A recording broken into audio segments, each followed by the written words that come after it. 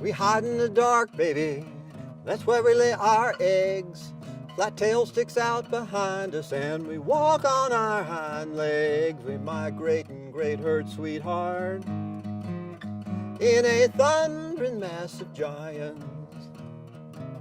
We protect our young from Troodon, who'd like to gobble them alive. We got the duck-billed dinosaur blues.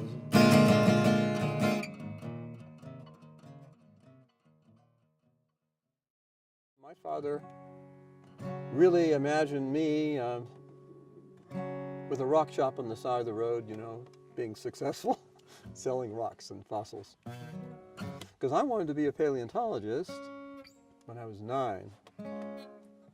I wasn't sure exactly what I wanted to be, but I figured a paleontologist, and I liked archaeology too.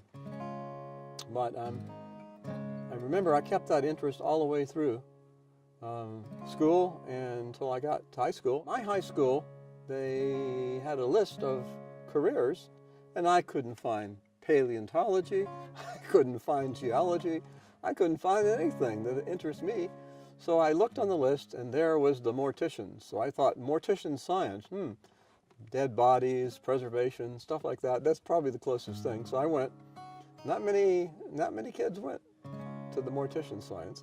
So we had a great time talking about embalming bodies, but that was as close as I could get.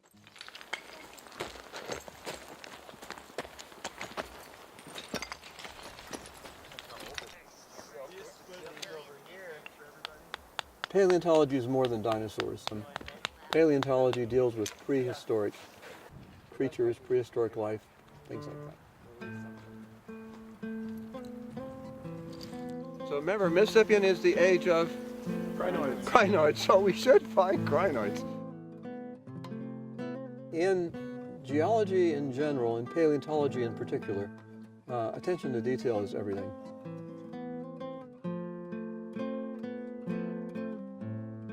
It's a coral. I'm told it's Lithostronella or something very close thereof. So yeah, I'm gonna take this down and it'll go to the collections.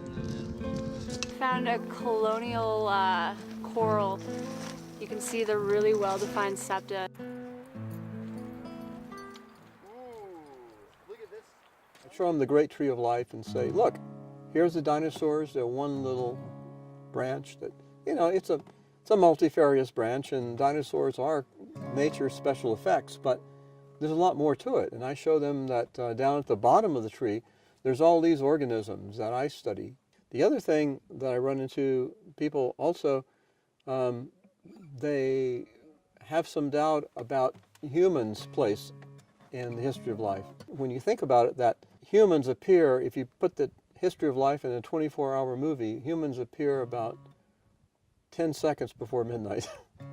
And so it's very disconcerting and alarming to people to think about most of the history of life, fossils, without humans. And I think a lot of it is based on religion, probably. Tetrapods, this was the first thing that crawled on land.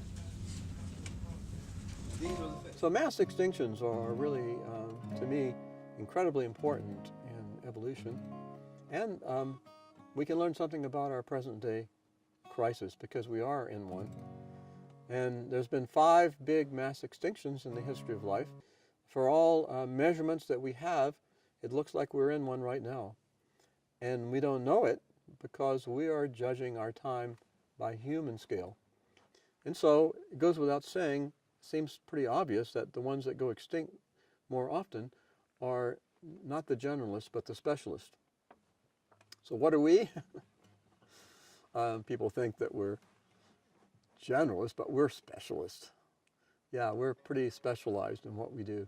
And so in my lectures, I show I like music and guitars and things, so I show the orchestra or the band, you know, and all these players playing, and a symphony called The Last Symphony, in which during I think it's a Haydn symphony, but during each of the moments of the symphony, a member of the orchestra steps out and leaves until finally the drums leave, and finally just a French horn or something like that's left, then they leave. And to me, that was very much like a mass extinction. They just slowly slowly leave. They die out and leave, you know.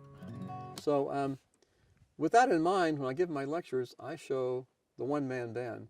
You know, you've seen this guy, he plays the drum, he plays the guitar, he has all these instruments. He's playing himself, a kazoo, a harmonica, and he does his own band.